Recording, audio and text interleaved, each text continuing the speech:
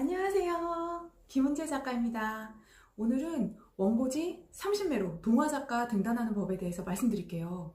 이거는 동화를 아직 써보지 않으시고 그냥 동화 작가에 대한 꿈만 가지고 계신 분들을 위한 그런 초보 강의입니다. 아이를 키우거나 조카를 돌보거나 또 어릴 때 꿈이 동화 작가였던 분들은 모두 주목해주세요. 왜 원고지 30매냐면요. 공모전 사이트에 이제 들어가 보면 동화를 공모하는 많은 분량이 30매인 경우가 많아요. 원고지 30매를 그러면 원고지에다 진짜 써서 보내야 되느냐? 그건 아니에요. 어떻게 하시냐면요. 한글에 내가 이렇게 쭉 쓰는 거예요. 이야기를.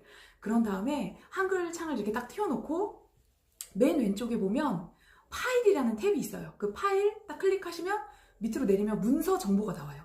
문서 정보에 또 클릭을 하시면 문서 통계 탭이 있어요. 그걸 보시면 내가 지금 A4에 이렇게 쓴 분량이 원고지로 몇 매 정도가 된다. 이게 나오거든요. 저 사실 그것도 모르고 전 등단을 했어요. 그래서 시상식 가서 어떤 작가님이 저한테 작가님이 쓰신 원고는 몇 매예요? 이랬는데 저는 원고지로 안 써서 모르겠는데요? 막 이랬거든요. 네, 그렇게 보시면 알 수 있습니다. 원고지 30매는 어느 정도 분량이냐면요. A4 용지로 그냥 쭉 썼을 때 글자 크기 10, 자간 160, 한 10명조 이렇게 썼을 때 거의 3장하고 4장의 위에 한 3분의 1 정도예요. 그러니까 A4 용지 한 3장 정도 재밌게 쓸 수 있는 역량이 있으면 동화작가로 등단을 할 수 있다는 겁니다. 정말 솔깃하지 않나요? 공모전을 알아보는 방법은 이제 검색창에 엽서시 공모전이라고 한번 쳐보세요. 저도 그 사이트에 들어가서 자주 공모전을 확인을 하거든요. 그러면 이제 문학칸을 클릭을 하면 그 문학에 대한 달력이 나와요. 그 달력에 클릭을 딱 해보면 어느 단체에서 주관하고 분량은 얼마고 어디로 보낼 건지가 정말 자세히 나와 있어요. 그래서 그 엽서시 공모전에 들어가셔서 달력을 딱 펴놓고 1년치 내가 이렇게 도전할 수 있는 거를 다 적어 놓으시면 돼요. 근데 일부 이제 천재 작가님들은 처음부터 장편에 딱 도전해서 너무너무 멋있게 글을 쓰시는 분도 계시겠죠. 근데 알고 보면 그분들도 단편을 많이 습작을 하셨을 거예요. 그리고 실제로 동화 공모전은 장편보다는 단편이 훨씬 더 기회가 많아요. 그러니까 원고지 30매 쓰는 연습을 하셔가지고 동화 작가로 등단을 하시면 좋겠습니다. 먼저 동화 작가로 등단하는 그런 루트를 알려드릴게요. 첫 번째는 신춘문예입니다. 지금 현재 대한민국 신문사 13군데에서 동화로 공모전을 하고 있고요. 대부분 분량이 원고지 30매입니다. 그리고 한 2군데 정도가 20매고 한 군데가 문화일보 여기가 50매예요. 나머지 한 9군데 정도는 원고지 30매를 잘 쓰면 등단을 할 수가 있어요. 두 번째는 출판사 공모전입니다. 출판사는 단편도 공모하고 장편도 공모해요. 단편은 역시 원고지 30매 분량인 경우가 많고요. 장편인 경우는 저학년은 원고지 100매에서 300매, 고학년은 300매에서 500매 정도 됩니다. 출판사 공모전을 하면 좋은 점이 내가 여기에 당선이 되면 책으로 나올 수 있다는 정말 가장 큰 장점이 있죠. 세 번째는 지자체 공모전도 있어요. 또 그 엽서시 공모전에 잘 찾아보면 김유정 문학상 같은 게 있어요. 그러면 거기에 원고지 30매예요. 거기 보내면 또 거기서 수상을 하면 등단을 하게 됩니다. 백일장도 있어요. 마로니의 여성 백일장이라고 들어보셨어요? 대학로에서 해년마다 한 10월 이 정도에 백일장을 하는데요. 정말 많은 그 여자분들이 오셔가지고 거기서 그 자리에서 표제가 나오면 그걸 쓰는 거예요. 거기서 장원을 하면 또 각 분야 등단으로 인정을 해줍니다. 그거 역시 원고지 30매예요.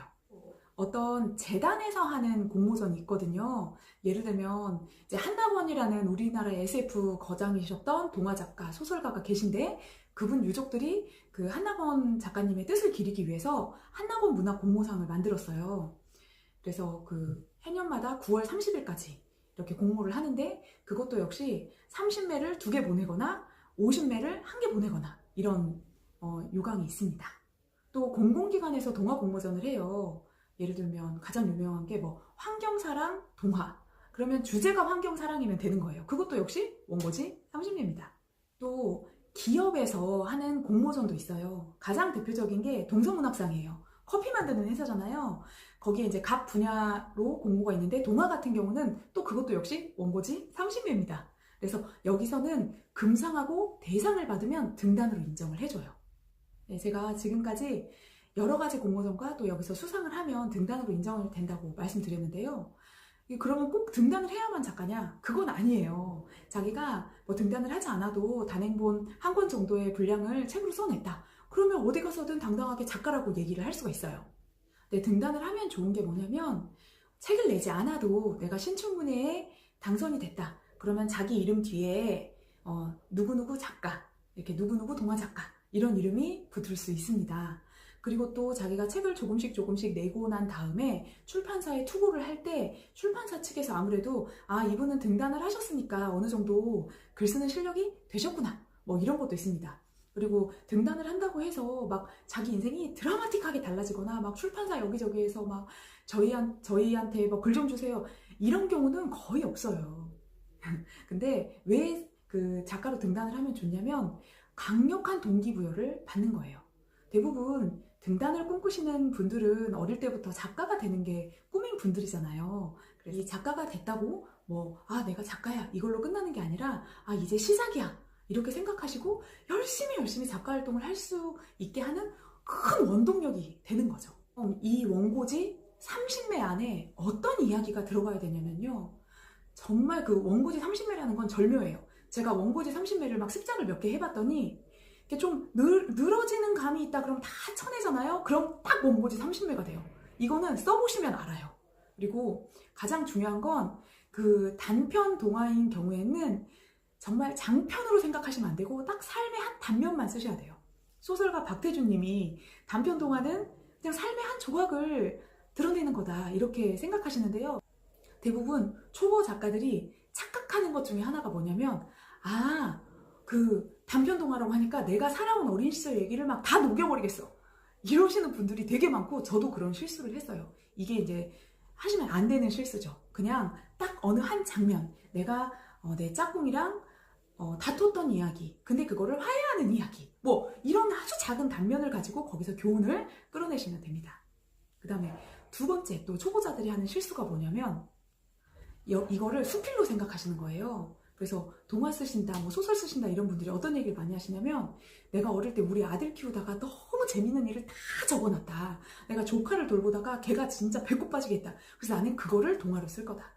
이거는 소재는 될 수 있지만 정말 재밌는 플롯이 없다면 이거는 그냥 수필이에요. 저도 이거 초반에 엄청 실수를 많이 했어요. 그러니까 읽으면 그냥 뭐 입담이 좋다 그러면 그냥 읽기에 뭐 나쁘진 않지만 이건 동화는 아닌 거예요. 그래서 내 주변에서 소재를 찾는 건 좋지만 그걸 있는 그대로 옮긴다. 이거는 동화라고 할 수가 없습니다. 세 번째는요. 반드시 이 30매 안에 기승전결이 들어가야 돼요.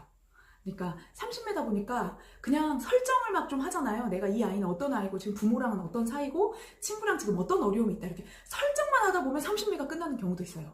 제가 그렇거든요. 이게 좀 장편형 인간들은 호흡이 길기 때문에 앞부분에 기승전결에 기만 하다가 끝나는 경우가 있어요. 그러시면 안 되고요. 기승전결이 다 들어가야 돼요. 그러면 기승전결은 어떻게 감을 잡으시느냐? 제가 예를 하나 들어드릴게요. 저 지난 겨울에 스카이캐슬이라는 드라마를 했잖아요. 거기서 이 작가님 기승전결 진짜 잘 쓰신다 이렇게 생각했던 에피소드가 있어요. 바로 수환이의 이야기입니다. 거기서 수환이라는 아이는 굉장히 착한데 공부를 못해요. 근데 어느 날 이제 기일을 보여드릴게요. 어느 날 이 아이가 독서 토론을 이제 끌려가야 되는데 그 전에 이기적 유전자라는 책을 읽게 돼요. 그리고 독후감을 쓰는데 뭐라고 쓰냐면 나는 다시 태어나면 엄마의 그릇으로 태어나고 싶다. 엄마는 나보다 그릇을 더 사랑하신다. 그릇은 좋겠다. 공부를 안 해서. 이렇게 하는 게 이제 기예요. 그러니까 이 아이의 결핍이 드러나 있죠. 공부를 못하고 잘하고 싶고 엄마한테 사랑받고 싶다. 그 다음에 승이 뭐냐면요. 위기감이 살짝 고조돼야 돼요. 그래서 어떤 사건이 벌어지냐. 수환이는 공부를 못하는데 얘랑 같이 꼴통 친구가 있어요. 예서 동생 예빈이라고.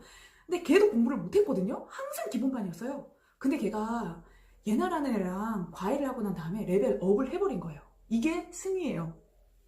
뭔가 일상이 파괴가 됐어요. 그런 다음에 엄마가 구두주걱을 들고 막 등을 때리면서 너 지금 뭐 하는 거야? 예빈이는 벌써 레벨업 했잖아. 막 이렇게 화를 내요. 그러니까 얘가 막 갈등하죠. 이게 바로 승이에요. 뭔가 위기가 조금 올라가는 거.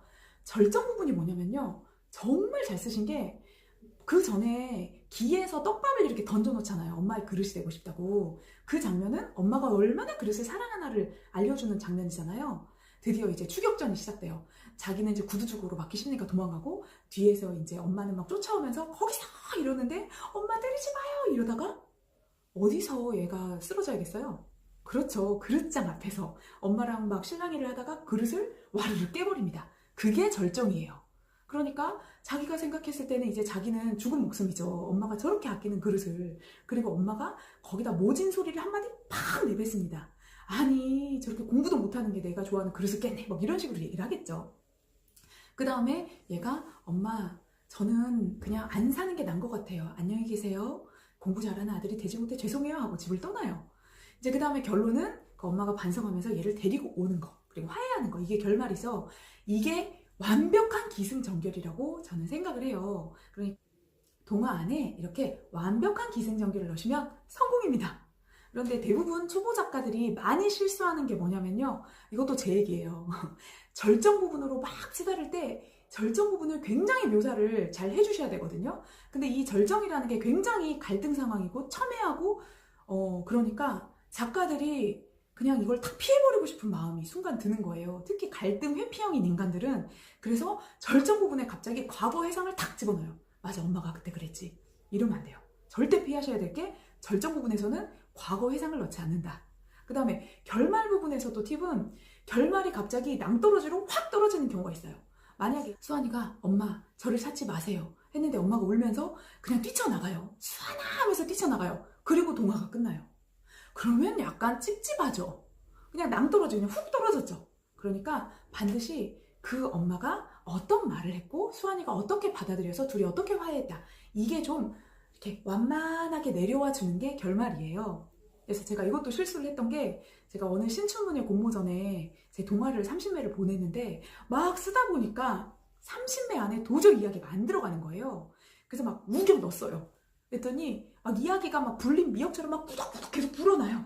그래도 제가 그냥 확 자르고 결말을 그냥 아주 짧게 해가지고 그래도 이제 앞부분은 좀 재밌다 생각해서 보냈어요. 근데 그 작품이 나중에 신춘문예 그 심사평에 나왔어요.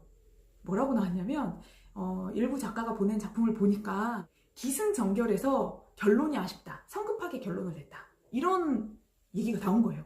그거 제 얘기거든요. 그게 심사위원들이나 글을 읽는 독자들은 다 알아요. 이게 엄청 안정적인 구조인지 아니면 그냥 급하게 끝맺었는지 그걸 알아요. 글을 쓰실 때 기승전결을 30매 안에 다 넣겠다. 이런 생각을 작정을 하시고 한번 글을 써보시면 좋겠습니다.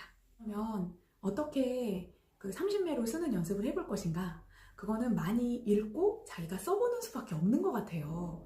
사실 딱 A4 3장 정도, 원고지 30매 정도로 등단한다. 그러니까 참 쉽지만 이 감을 익히는 데는 굉장히 많은 습작이 필요한 것 같아요.